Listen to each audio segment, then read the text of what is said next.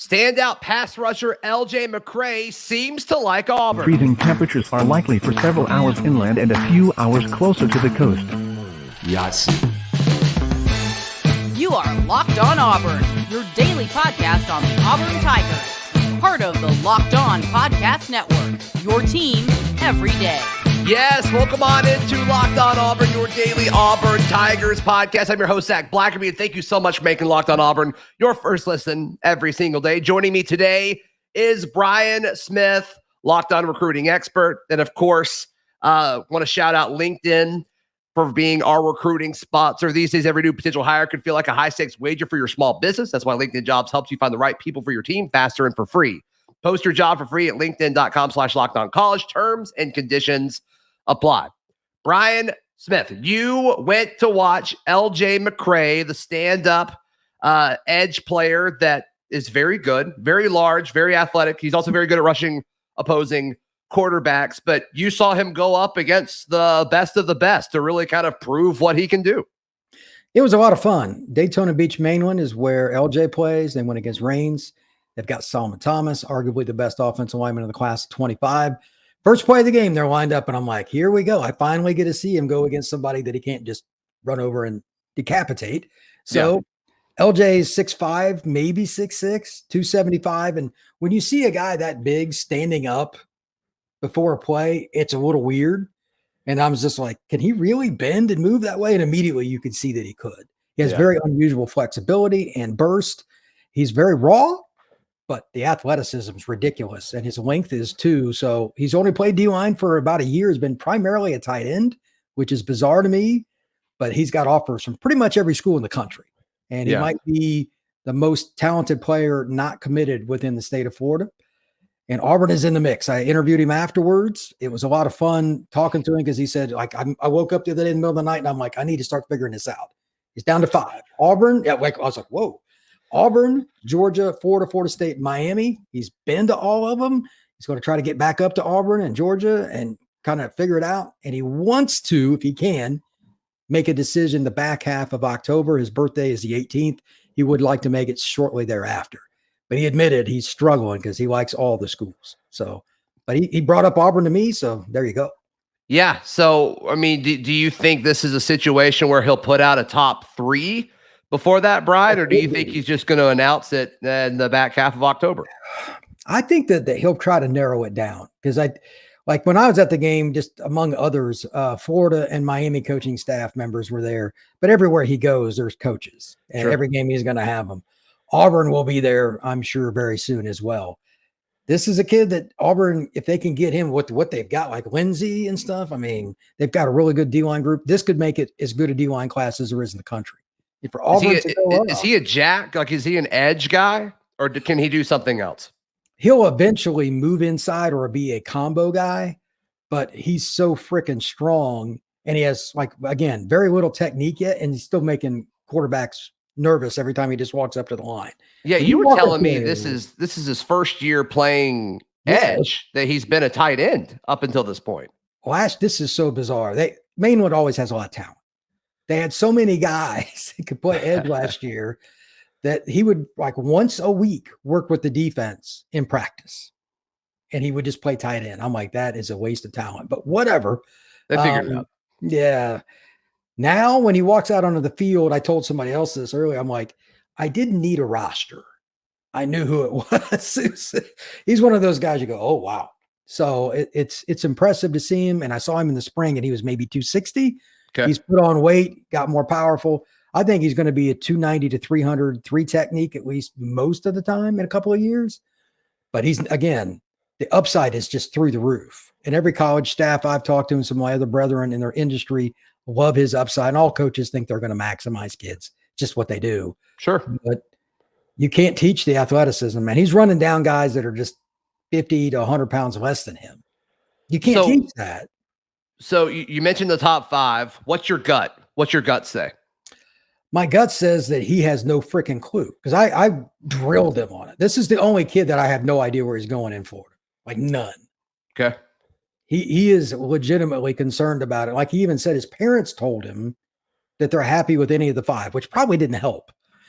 I wish they would have been a little more biased. They should have just said, we really like Auburn. You should go there. Oh, I mean, I'm sure you would appreciate that sentiment. Did you ask, anything about Auburn specifically, or did he offer up anything, or did he just say that he likes Auburn? He likes the D-line coach. He offered that up. And Jeremy Garrett? Okay. Yep. He brought him up, and he said that out of all the things he's talking about, they all have development, they're all good programs. What do I always talk about? Kids pick player or pick coaches, not the name on the shirt. He said relationships would be big. Auburn's done a great job with that. So I'm curious what he thinks of Hugh Freeze long-term, because Hugh's been pretty involved with some kids. And that also bodes well for the Auburn Tigers. How important is NIL in this recruitment? I think it's important in any kid that's a borderline 5-star player. Sure. I didn't ask him directly because I don't know him well, but I'm sure it's thrown on the table. I mean, he's a kid that could end up being a top 10 pick in the draft because you can't teach the measurables. Like, his measurables are as good as any player in the country. So I'm sure that's involved. Where exactly, I left that alone.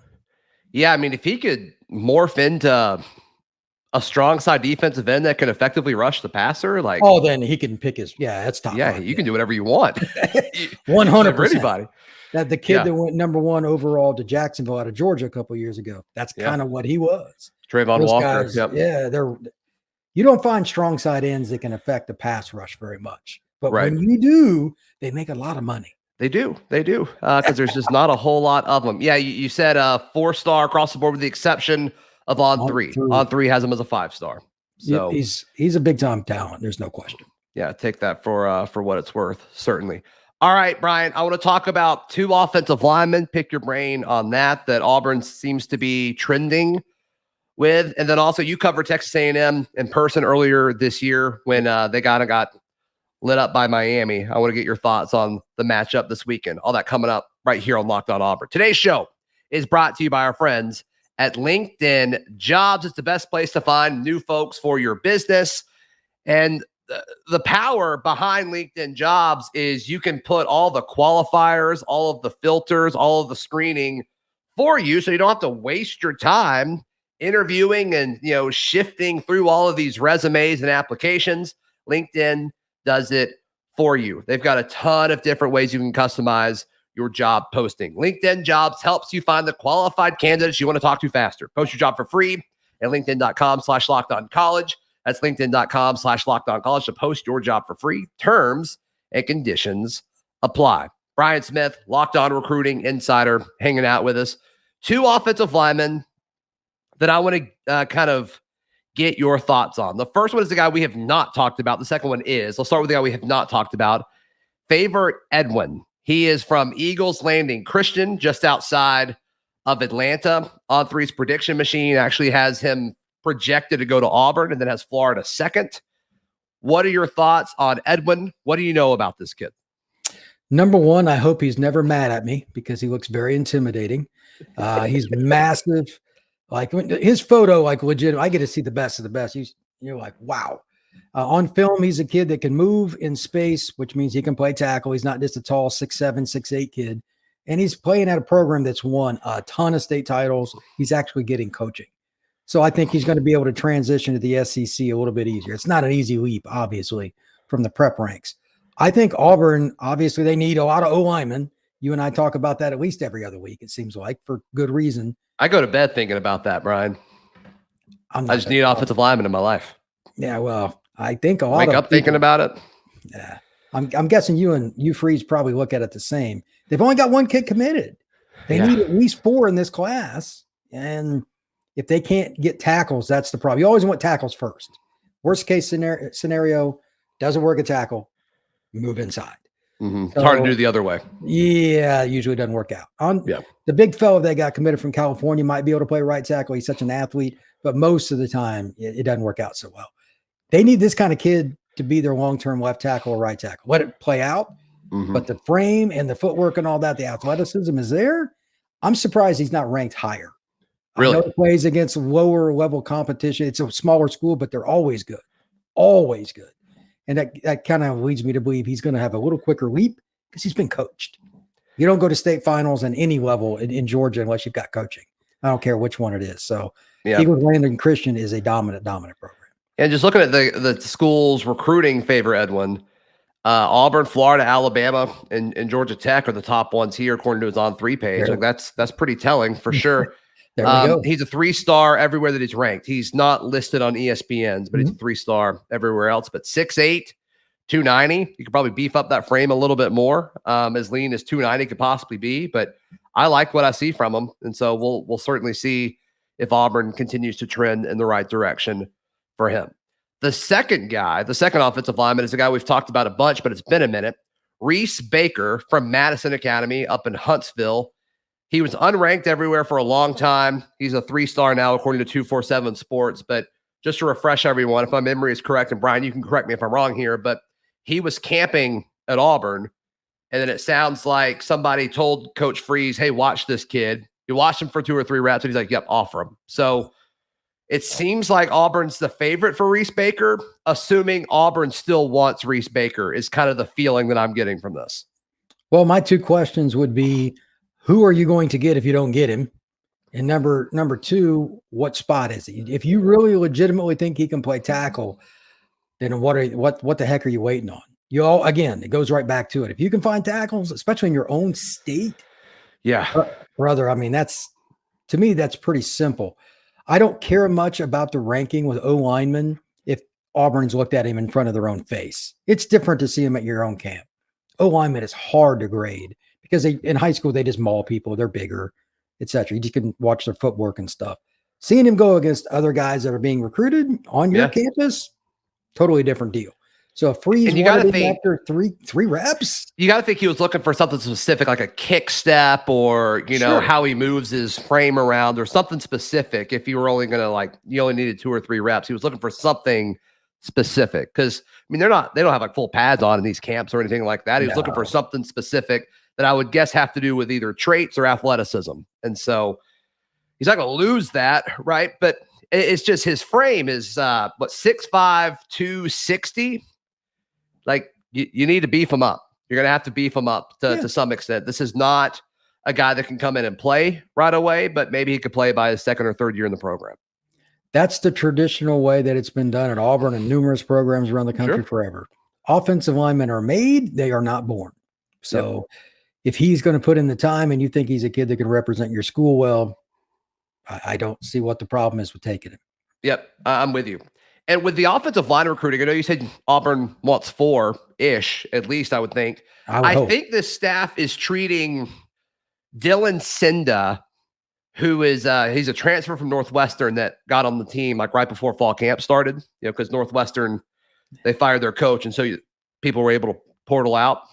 I think they're kind of treating him as a guy like in this upcoming class. It's kind of like folks that I've talked to, because he's so young. It's like he's a freshman, right? And so he's going to have that year of eligibility there. So we'll see. We'll see how many guys they get. All right, Brian, you covered the Miami Texas A&M game earlier this year. Miami threw all over Texas A&M. Auburn goes to Texas A&M this Saturday. What's the biggest thing that stood out to you about the Aggies? Zach, what do you think you run the 40 in? Oh, gosh. You may need a calendar to time that. Well, Miami's receivers were wide open everywhere. When you watch a game on TV, they show the quarterback and the ball, and you can't see the secondary well.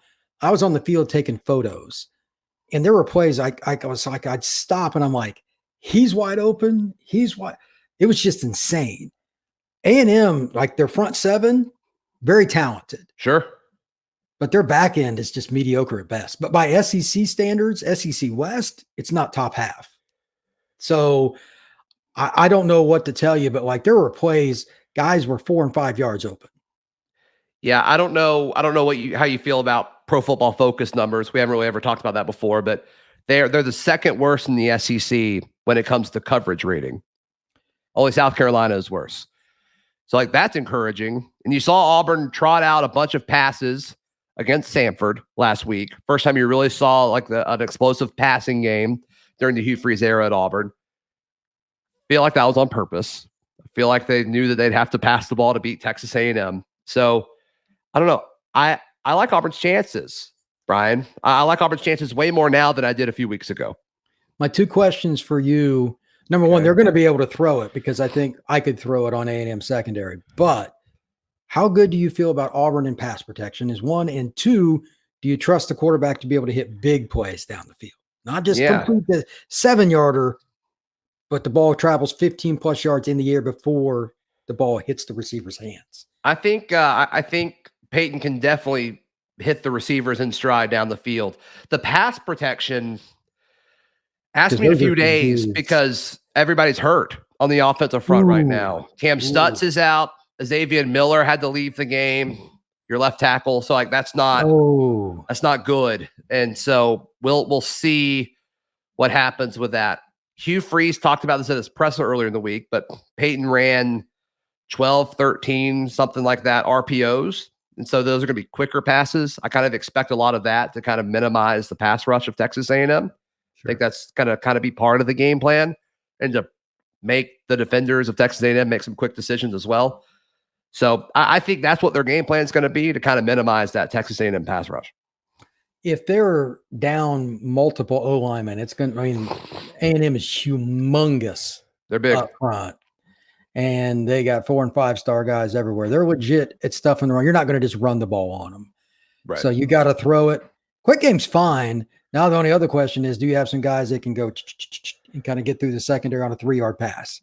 Miami's got some of that, but they're bigger receivers for the most part. So I'll be interested to see what Auburn does, because A&M's big game. It's a big game for both sides. Yeah. If Texas A&M loses, oh my goodness, their fan Jimbo base, Fisher, like they're going to freak out. Yeah, and then Auburn, if they win, the sky's the limit for this football team. With the state of the SEC right now, I think there's a lot of other games on the schedule that were toss-ups, and now I'm like, I think Auburn will win that game. So we'll see. We'll certainly see. I just wanted your thoughts on that. But you got to pick. Give me a pick real quick. I'm putting you on the spot. Auburn or A&M this Saturday? I don't trust anything A&M does. I don't. I mean, say it. I need you to say it. I need you. I think Auburn will win because Texas A&M will screw it up. Straight up. I don't think that's a very well coached team. I just don't. From your mouth to God's ears, my friend. How can people check out everything that you've got going on right now, Brian? FB Scout _Florida on Twitter, or the Locked On Seminoles account. If you type that in on Twitter, you can find me there. Yeah. Right now is fun in college football, especially in your world, man. I've been following the SEC West a little bit more because in my lifetime, this is the topsiest, turviest that it's been. I mean, there's legitimately 5 teams could win the SEC West. Wait till after this weekend when you've got Ole Miss and Bama and Auburn and Texas A&M. Like it's gonna. Ole Miss is gonna win. That'd be crazy. That'd be crazy. So we'll see. Hey, be sure to check out all my written work at auburndaily.com, and we will see you tomorrow. This has been Locked On Auburn.